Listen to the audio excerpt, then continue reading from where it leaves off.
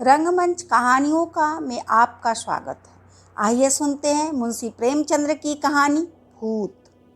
मुरादाबाद के पंडित सीतानाथ चौबे गत 30 वर्षों से वहां के वकील के नेता हैं। उनके पिता उन्हें बाल्यावस्था में ही छोड़कर परलोक सिधारे थे। घर में कोई संपत्ति न थी। माता ने बड़े बड़े कष्ट झेलकर उन्हें पाला और पढ़ाया। सबसे पहले वह कचहरी में 15 रुपये मासिक पर नौकर हुए। फिर वकालत की परीक्षा दी, पास हो गए। प्रतिभा थी, 2 ही 4 वर्षों में वकालत चमक उठी। जब माता का स्वर्गवास हुआ तब पुत्र का शुमार जिले के गणमान्य व्यक्तियों में हो गया था। उनकी आमदनी 1000 रुपये महीने से कम न थी। एक विशाल भवन बनवा लिया था, कुछ जमींदारी ले ली थी, कुछ रुपये बैंक में रख दिए थे और कुछ लेन देन में लगा दिए। इस समृद्धि पर 4 पुत्रों का होना उनके भाग्य को आदर्श बनाए हुए था। चारों लड़के भिन्न भिन्न दर्जों में पढ़ते थे, मगर यह कहना कि सारी विभूति चौबे जी की अनवरत परिश्रम का फल थी, उनकी पत्नी मंगला देवी के साथ अन्याय करना है। मंगला बड़ी सरल, गृह कार्य में कुशल और पैसे का काम धेले में चलाने वाली स्त्री थी। जब तक का अपना घर न बन गया, उसने 3 रुपये महीने से अधिक का मकान किराए पर नहीं लिया और रसोई के लिए मिश्राइन तो उसने अब तक न रखी थी। उसे अगर कोई व्यसन था तो गहनों का, और चौबे जी को भी अगर कोई व्यसन था तो स्त्री को गहने पहनाने का।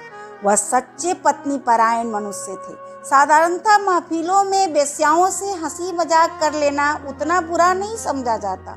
घर पंडित जी अपने जीवन में कभी नाच गाने की महफिल गए ही नहीं।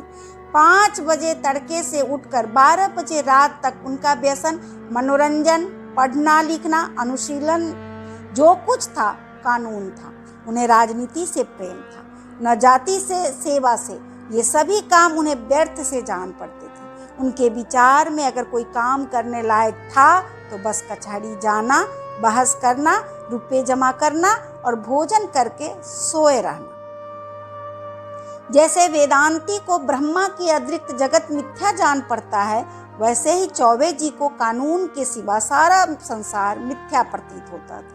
सब माया थी, एक कानून ही सत्य था। चौबे जी के मुख चंद्र में केवल एक कला की कमी थी, उनके कोई कन्या न थी। पहलौटी कन्या के बाद फिर कन्या हुई ही नहीं और न अब होने की आशा ही थी। स्त्री और पुरुष दोनों उस कन्या को याद करके रोया करते थे। लड़कियां बचपन में लड़कों से ज़्यादा चंचल करती हैं। उन चोंचलों के लिए दोनों प्राणी विकल रहते। माँ सोचती लड़की होती तो उसके लिए गहने बनवाती, उसके बाल गूंथती। लड़की पैजनियाँ पहने ठुमक ठुमक आंगन में चलती तो कितना आनंद आता। चौबे सोचते कन्यादान के बिना मोक्ष कैसे होगा।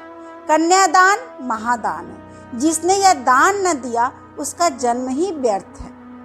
आखिर यह लालसा इतनी प्रबल हुई कि मंगला ने अपनी छोटी बहन को बुलाकर कन्या की भांति पालने का निश्चय किया। उसके माँ बाप निर्धन थे, राजी हो गए। यह बालिका मंगला की सौतेली माँ की कन्या थी। बड़ी सुंदर और बड़ी चंचल थी। नाम थी बिन्नी। चौबे जी का घर उसके आने से खिल उठा। 2-4 ही दिनों में लड़की अपने माँ बाप को भूल गई। उसकी उम्र तो केवल 4 वर्ष की थी, पर उसे खेलने की अपेक्षा कुछ काम करना अच्छा लगता था। मंगला रसोई बनाने जाती तो बिन्नी भी उसके पीछे पीछे जाती। उससे आटा गुथाने के लिए झगड़ा करती। तरकारी काटने में उसे बड़ा मजा आता था। जब तक वकील साहब घर पर रहते तब तक वह उनके साथ दीवान खाने में बैठी रहती। कभी किताब उलटती, कभी दावात कलम से खेलती। चौबे जी मुस्कुरा कर कहते, बेटी मार खाओगी। बिन्नी कहती, तुम मार खाओगे, तुम्हारे कान काट लूंगी, जूजू को बुला कर पकड़ा दूंगी। इस पर दीवान खाने में खूब कहकहे उड़ते। वकील साहब कभी इतने बाल्य वत्सल न थे। जब बाहर से आते तो कुछ न कुछ सौगात बिन्नी के वास्ते जरूर लाते और घर में कदम रखते ही पुकारते, बिन्नी बेटी चलो। बिन्नी दौड़ती हुई आकर उनकी गोद में बैठ जाती। मंगला एक दिन बिन्नी को लिए बैठी थी, इतने में पंडित जी आ गए। बिन्नी दौड़ कर उनकी गोद में जा बैठी। पंडित जी ने पूछा, तू किसकी बेटी है? बिन्नी, न बताऊंगी। मंगला, कह दे बेटा, जीजी की बेटी हूँ। पंडित, तू मेरी बेटी है बिन्नी कि इनकी? बिन्नी, न बताऊंगी। पंडित, अच्छा, हम लोग आंखें बंद किए बैठे हैं, बिन्नी जिसकी बेटी होगी उसकी गोद में बैठ जाएगी।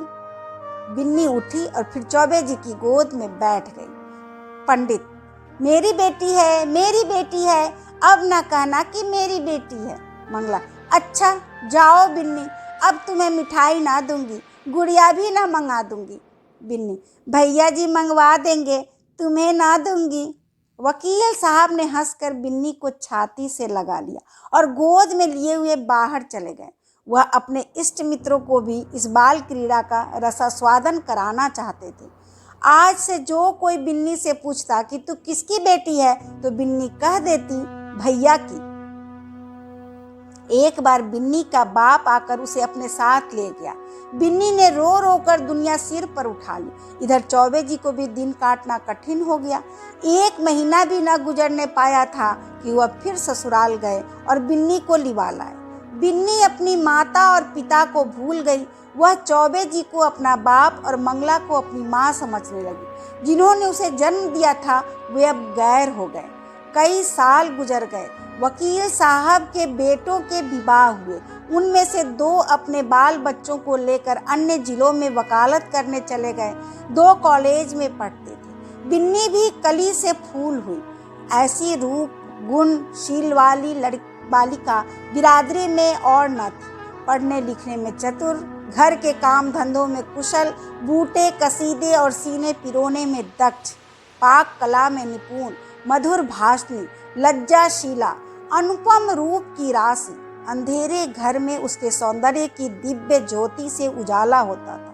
उषा की लालिमा में, ज्योत्सना की मनोहर छटा में, खिले हुए गुलाब के ऊपर सूर्य की किरणों से चमकते हुए तुषार बिंदु में भी वह प्राणप्रद सुषमा और वह शोभा न थी। श्वेत हेम मुकुटधारी पर्वत में भी वह शीतलता न थी जो बिन्नी अर्थात बिंदेश्वरी के विशाल नेत्रों में थी। चौबे जी ने बिन्नी के लिए सुयोग्य वर खोजना शुरू किया। लड़कों की शादियों में दिल का अरमान निकाल चुके थे। अब कन्या के विवाह में हौसले पूरे करना चाहते थे। धन लुटाकर कीर्ति पा चुके थे। अब दान दहेज में नाम कमाने की लालसा थी। बेटे का विवाह कर लेना आसान है, पर कन्या के विवाह में आबरू निभाह ले जाना कठिन है। नौका पर सभी यात्रा करते हैं। जो तैर कर नदी पार करे वही प्रशंसा का अधिकारी है। धन की कमी न थी। अच्छा घर और सुयोग्य वर मिल गया। जन्मपत्र मिल गए। बगावत बनपत न गया। फलदान और तिलक की रस्में भी अदा कर दी गई।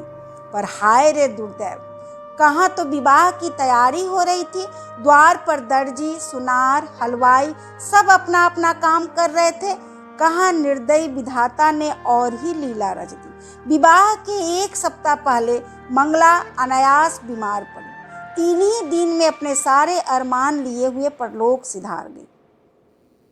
संध्या हो गई थी। मंगला चारपाई पर पड़ी हुई थी। बेटे बहुए पोते पोतियां सब चारपाई के चारों ओर खड़े थे। बिन्नी पैताने बैठी मंगला के पैर दबा रही थी। मृत्यु के समय की भयंकर निस्तब्धता छाई हुई थी। कोई किसी से न बोलता था। दिल में सब समझ रहे थे क्या होने वाला है। केवल चौबे जी वहां न थे। सहसा मंगला ने इधर उधर इच्छापूर्ण दृष्टि से देख कर कहा, जरा उन्हें बुला दो। कहाँ है? पंडित जी अपने कमरे में बैठे रो रहे थे। संदेश पाते ही आंसू पोंछते हुए घर में आए और बड़े धैर्य के साथ मंगला के सामने हो गए। डर रहे थे कि मेरी आंखों से आंसू की एक बूंद भी निकली तो घर में हाहाकार मच जाएगी। मंगला ने कहा, एक बात पूछती हूँ, बुरा ना मानना, बिन्नी तुम्हारी कौन है? पंडित, बिन्नी कौन है? मेरी बेटी है। और कौन? मंगला, हाँ, मैं तुम्हारे मुंह से यही सुनना चाहती थी। उसे सदा अपनी बेटी समझते रहना। उसके विवाह के लिए मैंने जो जो तैयारियां की थी उनमें कुछ काट छांट मत करना। पंडित, इसकी कुछ चिंता न करो। ईश्वर ने चाहा तो उससे कुछ ज्यादा धूमधाम के साथ विवाह होगा। मंगला, उसे हमेशा बुलाते रहना। तीज त्योहार में कभी मत भूलना। पंडित, इन बातों की मुझे याद दिलाने की जरूरत नहीं। मंगला ने कुछ सोचकर फिर कहा, इसी साल विवाह कर देना। पंडित, इस साल कैसे होगा? मंगला, यह फागुन का महीना है, जेठ तक लगन है। पंडित, हो सकेगा तो इसी साल कर दूंगा। मंगला, हो सकने की बात नहीं, जरूर कर देना। पंडित, कर दूंगा। इसके बाद गोदान की तैयारी होने लगी। बुढ़ापे में पत्नी का मरना, बरसात में घर का गिरना है, फिर उसके बनने की आशा नहीं होती। मंगला की मृत्यु से पंडित जी का जीवन अनियमित और विशृंखल सा हो गया। दोनों से मिलना जुलना छूट गया। कई कई दिन कचहरी ही न जाते भी तो बड़े आग्रह से। भोजन से अरुचि हो गई। बिंदेश्वरी उनकी दशा देख देख कर दिल में कुटती और यथासाध्य उनका दिल बहलाने की चेष्टा किया करती थी। वह उन्हें पुराणों की कथाएं पढ़कर सुनाती, उनके लिए तरह तरह की भोजन सामग्री पकाती और उन्हें आग्रह अनुरोध के साथ खिलाती थी। जब तक वह न खा लेते आप कुछ न खाती थी। गर्मी के दिन थे ही, रात को बड़ी देर तक उनके पैताने बैठी पंखा झला करती और जब तक वह न सो जाते तब तक आप भी सोने न जाती। वह जरा भी सिर दर्द की शिकायत करते तो तुरंत उनके सिर में तेल डालती। यहाँ तक कि रात को जब उन्हें प्यास लगती तब खुद दौड़ कर आती और उन्हें पानी पिलाती। धीरे धीरे चौबे जी के हृदय में मंगला केवल एक सुख की स्मृति रह गई। एक दिन चौबे जी ने बिन्नी को मंगला के सब गहने दे दिए। मंगला का यह अंतिम आदेश था। बिन्नी फूली न समाई। उसने उस दिन खूब बनाव श्रृंगार किया। जब संध्या के समय पंडित जी कचहरी से आए तो वह गहनों से लदी हुई उनके सामने कुछ लजाती और मुस्कुराती हुई आकर खड़ी हो गई। पंडित जी ने सतृष्ण नेत्रों से देखा। बिंदेश्वरी के प्रति अब उनके मन में एक नया भाव अंकुरित हो रहा था। मंगला जब तक जीवित थी वह उनसे पिता पुत्री के भाव को सजग और पुष्ट कराती रहती थी। अब मंगला न थी तो वह भाव दिन दिन शिथिल होता जाता था। मंगला के सामने बिन्नी एक बालिका थी। मंगला की अनुपस्थिति में वह एक रूपवती युवती थी, लेकिन सरल हृदय बिन्नी को इसकी रत्ती भर भी खबर न थी कि भैया के भावों में क्या परिवर्तन हो रहा है। उसके लिए वह वही पिता के तुल्य भैया थी। वह पुरुषों के स्वभाव से अनभिज्ञ थी। नारी चरित्र में अवस्था के साथ मातृत्व का भाव दृढ़ होता जाता है। यहाँ तक कि एक समय ऐसा आता है कि जब नारी की दृष्टि में युवक मात्र पुत्र तुल्य हो जाते हैं, उसके मन में विषय वासना का लेश भी नहीं रह जाता। किंतु पुरुषों में यह अवस्था कभी नहीं आती है। उनकी कामेंद्रियां क्रियाहीन भले ही हो जाए, पर विषय वासना संभवतः और भी बलवती हो जाती है। पुरुष वासनाओं से कभी मुक्त नहीं हो पाता, बल्कि ज्यों-ज्यों अवस्था ढलती है त्यों-त्यों ग्रीष्म ऋतु के अंतिम काल की भांति उसकी वासना की गर्मी भी प्रचंड होती जाती है। वह तृप्ति के लिए नीच साधनों का सहारा लेने को भी प्रस्तुत हो जाता है। जवानी में मनुष्य इतना नहीं गिरता, उसके चरित्र में गर्व की मात्रा अधिक रहती है। जो नीच साधनों से घृणा करता है वह किसी के घर में घुसने के लिए जबरदस्ती कर सकता है, किंतु परनाले के रास्ते नहीं जा सकता। पंडित जी ने बिन्नी को सतृष्ण नेत्रों से देखा और फिर अपनी उस उच्च श्रृंखलाता पर लज्जित होकर आंखें नीची कर ली। बिन्नी इसका कुछ मतलब न समझ सकी। पंडित जी बोले, तुम्हें देखकर मुझे मंगला की उस समय की याद आ रही है जब वह विवाह के समय यहाँ आई थी। बिल्कुल ऐसी सूरत थी, यही गोरा रंग, यही प्रसन्न मुख, यही कोमल गाल, यही लजीले आंखें। यह चित्र अभी तक मेरे हृदय पट पर खिंचा हुआ है, कभी नहीं मिट सकता। ईश्वर ने तुम्हारे रूप में मेरी मंगला मुझे फिर दे दी। बिन्नी, तो आपके लिए क्या जलपान लाऊं? पंडित, ले आना, अभी बैठो। मैं बहुत दुखी हूँ। तुमने मेरे शोक को भुला दिया है। वास्तव में तुमने मुझे जिला लिया, नहीं तो मुझे आशा न थी कि मंगला के पीछे मैं जीवित रहूंगा। तुमने प्राणदान दिया, नहीं जानता तुम्हारे चले जाने पर मेरी क्या दशा होगी। बिन्नी, कहाँ चले जाने के बाद? मैं तो कहीं नहीं जा रही हूँ। पंडित, क्यों? तुम्हारे विवाह की तिथि आ रही है, चली ही जाओगी। बिन्नी सकुचाती हुई। ऐसी जल्दी क्या है? पंडित, जल्दी क्यों नहीं, जमाना हंसेगा। बिन्नी, हंसने दीजिए, मैं यहीं आपकी सेवा करती रहूंगी। पंडित, नहीं बिन्नी, मेरे लिए तुम क्यों हलकान होगी? मैं अभागा हूँ, जब तक जिंदगी है जीऊंगा, चाहे रो कर जीऊं चाहे हंस कर। हंसी मेरे भाग्य से उठ गई। तुमने इतने दिनों संभाल लिया, यही क्या कम एहसान किया? मैं यह जानता हूँ कि तुम्हारे जाने के बाद कोई मेरी खबर लेने वाला नहीं रहेगा। यह घर तहस नहस हो जाएगा और मुझे घर छोड़कर भागना पड़ेगा। पर क्या किया जाए, लाचारी है। तुम्हारे बिना अब मैं यहाँ क्षण भर भी नहीं रह सकता। मंगला की खाली जगह तो तुमने पूरी की, अब तुम्हारा स्थान कौन पूरा करेगा? बिन्नी, क्या इस साल रुक नहीं सकता? मैं इस दशा में आपको छोड़ कर ना जाऊंगी। पंडित, अपने बस की बात तो नहीं, वे लोग आग्रह करेंगे तो मजबूर होकर करना ही पड़ेगा। बिन्नी, बहुत जल्दी मचाए तो आप कह दीजिएगा, अब नहीं करेंगे। उन लोगों को जी में जो आए करे, यहाँ कोई उनका दबाएल बैठा हुआ है। पंडित, वे लोग अभी से आग्रह कर रहे हैं। बिन्नी, आप फटकार क्यों नहीं देते? पंडित, करना तो है ही, फिर विलंब क्यों करूं? यह दुख और वियोग तो एक दिन होना ही है। अपनी विपत्ति का भार तुम्हारे सिर क्यों रखूं? बिन्नी, दुख सुख में काम ना आऊंगी तो और किस दिन काम आऊंगी? पंडित जी के मन में कई दिनों तक घोर संग्राम होता रहा। वह अब बिन्नी को पिता की दृष्टि से न देख सकते थे। बिन्नी अब मंगला की बहन और उनकी साली थी। जमाना हंसेगा तो हंसे, जिंदगी तो आनंद से गुजरेगी। उनकी भावनाएं कभी इतनी उल्लासमयी न थी। उन्हें अपने अंगों में फिर जवानी की स्फूर्ति का अनुभव हो रहा था। वह सोचते, बिन्नी को मैं अपनी पुत्री समझता था, पर वह मेरी पुत्री है तो नहीं। इस तरह समझने से क्या होता है? कौन जाने ईश्वर को यही मंजूर हो, नहीं तो बिन्नी यहाँ आती ही क्यों? उसने इसी बहाने से यह संयोग निश्चित कर दिया होगा। उसकी लीला तो अपरंपार है। पंडित जी ने वर के पिता को सूचना दे दी कि कुछ विशेष कारणों से इस साल विवाह नहीं हो सकता। बिंदेश्वरी को अभी तक कुछ खबर न थी कि मेरे लिए क्या क्या षड्यंत्र रचे जा रहे हैं। वह खुश थी कि भैया जी की सेवा कर रही हूँ और भैया जी मुझसे प्रसन्न हैं। बहन का इन्हें बड़ा दुख है। मैं न रहूंगी तो यह कहीं चले जाएंगे। कौन जाने साधु सन्यासी न हो जाए, घर में कैसे मन लगेगा। वह पंडित जी का मन बहलाने का निरंतर प्रयत्न करती रहती थी। उन्हें कभी मनमारे न बैठने देती। पंडित जी का मन अब कचहरी में न लगता था। घंटे 2 घंटे बैठकर चले आते थे। युवकों के प्रेम में विकलता होती है और वृद्धों के प्रेम में श्रद्धा। वे अपनी यौवन की कमी को खुशामद से, मीठी बातों से और हाजिर जवाबी से पूर्ण करना चाहते थे।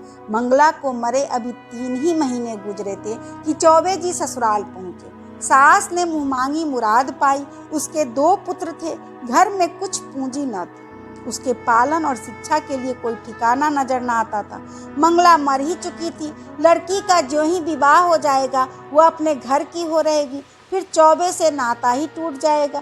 वह इसी चिंता में पड़ी हुई थी कि चौबे जी पहुंचे, मानो देवता स्वयं वरदान देने आए हो।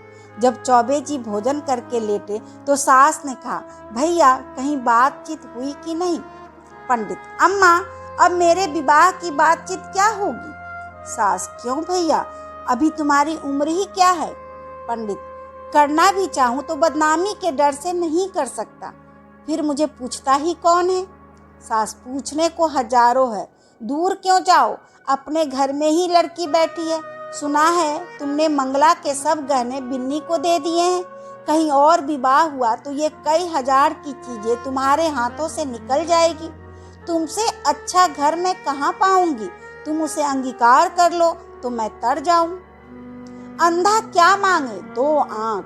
चौबे जी ने मानो विवश होकर सास की प्रार्थना स्वीकार कर ली। बिन्नी अपने गांव के कच्चे मकान में अपनी माँ के पास बैठी हुई है। अब की चौबे जी ने उसकी सेवा के लिए एक लौंडी भी साथ कर दी है। बिंदेश्वरी के दोनों छोटे भाई विस्मित होकर उसके आभूषणों को देख रहे हैं। गांव की और कई स्त्रियां उसे देखने आई हुई है और उसके रूप लावण्य का विकास देखकर चकित हो रही है। यह वही बिन्नी है जो यहाँ मोटी फरिया पहने खेला करती थी। रंग रूप कैसा निखर आया है, सुख की देह है ना। जब भीड़ कम हुई, एकांत हुआ तो माता ने पूछा, तेरे भैया जी तो अच्छी तरह है ना बेटी? यहाँ आए थे तो बहुत दुखी थे। मंगला का शौक उन्हें खाए जाता है। संसार में ऐसे मर्द भी होते हैं जो स्त्री के लिए प्राण दे देते हैं। नहीं तो यहाँ स्त्री मरी और चट दूसरा ब्याह रचाया। मानो मनाते रहते हैं कि यह मरे तो नई नवेली बहू घर लाए। बिंधे उन्हें याद करके रोया करते हैं। चली आई हूं ना, न जाने कैसे होंगे। माता, मुझे तो डर लगता है कि तेरा ब्याह हो जाने पर कहीं घबरा कर साधु फकीर न हो जाए। बिंधे, मुझे भी तो यही डर लगता है, इसी से तो मैंने कह दिया कि अभी जल्दी क्या है। माता, जितने ही दिन उनकी सेवा करोगी उतना ही उनका स्नेह बढ़ेगा और तुम्हारे जाने से उन्हें उतना ही दुख भी अधिक होगा। बेटी, सच तो यह है कि वह तुम्ही को देख कर जीते हैं। इधर तुम्हारी डोली उठी और उधर उनका घर सत्यानाश हुआ। मैं तुम्हारी जगह होती तो उन्हीं से ब्याह कर लेती। बिंधे, हटो अम्मा, गाली देती हो। उन्होंने मुझे बेटी करके पाला है, मैं भी उन्हें अपने पिता समझती हूँ। माता, चुप रह पगली, कहने से क्या होता है। बिंधे, अरे सोच तो अम्मा, कितनी बेढंगी बात है। माता, मुझे तो इसमें कोई बेढंगापन नहीं दिख पड़ता। बिंधे, क्या कहती हो अम्मा? उनसे मैं तो लाज के मारे मर जाऊं, उनके सामने ताक न सकूं। वह भी कभी ना मानेंगे, मानने की बात भी हो कोई। माता, उनका जिम्मा मैं लेती हूँ, मैं उन्हें राजी कर लूंगी, तू राजी हो जा। याद रख, यह कोई हंसी खुशी का ब्याह नहीं है, उनकी प्राण रक्षा की बात है, जिसके सिवा संसार में हमारा और कोई नहीं। फिर अभी उनकी कुछ ऐसी उम्र भी तो नहीं है, 50 से 2 ही 4 साल ऊपर होंगे। उन्होंने एक ज्योतिषी से पूछा भी था, उनके कुंडली देखकर बताया है कि आपकी जिंदगी में कम से कम 20 वर्ष की है। देखने सुनने में भी वह 100-200 में एक आदमी है। बातचीत में चतुर, माता ने कुछ ऐसा शब्द भी हो रचा कि सरल बालिका उसमें से निकल न सकी। माता जानती थी कि प्रलोभन का जादू इस पर न चलेगा। धन का, आभूषणों का, कुल सम्मान का, सुखमय जीवन का उसने जिक्र तक न किया। उसने केवल चौबे जी की दयनीय दशा पर जोर दिया। अंत को बिंदेश्वरी ने कहा, अम्मा, मैं जानती हूँ कि मेरे न रहने से उनको बड़ा दुख होगा। यह भी जानती हूँ कि मेरे जीवन में सुख नहीं लिखा है। अच्छा, उनके हित के लिए मैं अपना जीवन बलिदान कर दूंगी। ईश्वर की यही इच्छा है तो यही सही। चौबे जी के घर में मंगल गान हो रहा था। बिंदेश्वरी आज वधू बनकर इस घर में आई है। कई वर्ष पहले वह चौबे जी की पुत्री बनकर आई थी। उसने कभी स्वप्न में भी न सोचा था कि मैं एक दिन इस घर की स्वामिनी बनूंगी। चौबे जी की साज धाज आज देखने योग्य है। तंजेब का रंगीन कुर्ता, कतरी हुई और सवारी हुई मूछें, हिजाब से चमकते हुए बाल, हंसता हुआ चेहरा, चढ़ी हुई आंखें, यौवन का पूरा स्वांग था।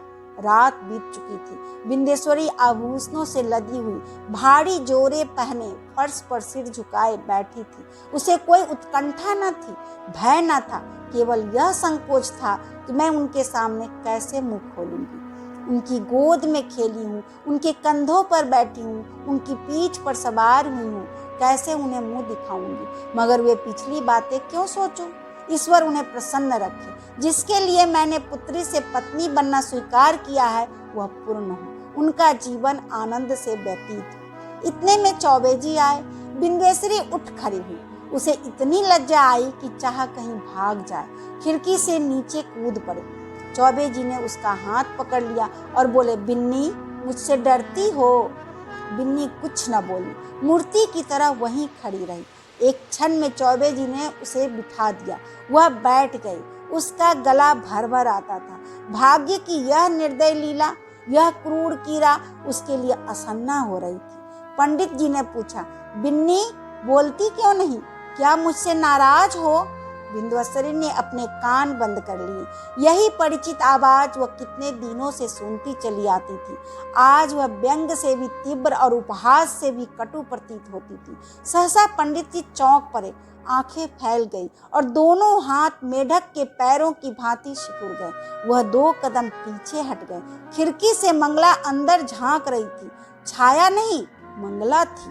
मंगला थी, सदेह, साकार, सजीव। चौबे जी कांपती हुई टूटी फूटी आवाज से बोले, बिन्नी देखो, वह क्या है? बिन्नी ने घबरा कर खिड़की की ओर देखा, कुछ न था। बोली, क्या है? मुझे तो कुछ नहीं दिखाई देता। चौबे जी, अब गायब हो गई, लेकिन ईश्वर जानता है, मंगला थी। बिन्नी, बहन। चौबे जी, हाँ हाँ वही, खिड़की से अंदर झांक रही थी। मेरे तो रुएं खड़े हो गए।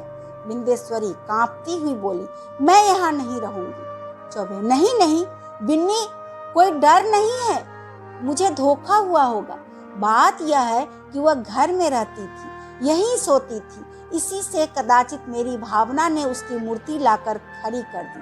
कोई बात नहीं है, आज का दिन कितना मंगलमय है कि मेरी बिन्नी यथार्थ मेरी ही हो गई।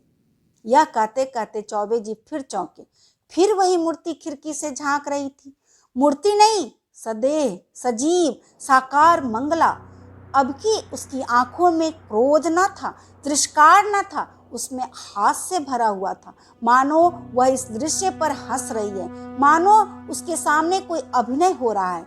चौबे जी ने कांपते हुए कहा, बिन्नी, फिर वही बात हुई, वह देखो, मंगला खरी है। बिंदेश्वरी चीख कर उनके गले से चिमट गई। चौबे जी ने महावीर का नाम जपते हुए कहा, मैं किवाड़ बंद किए देता हूँ। बिन्नी, मैं इस घर में नहीं रहूंगी।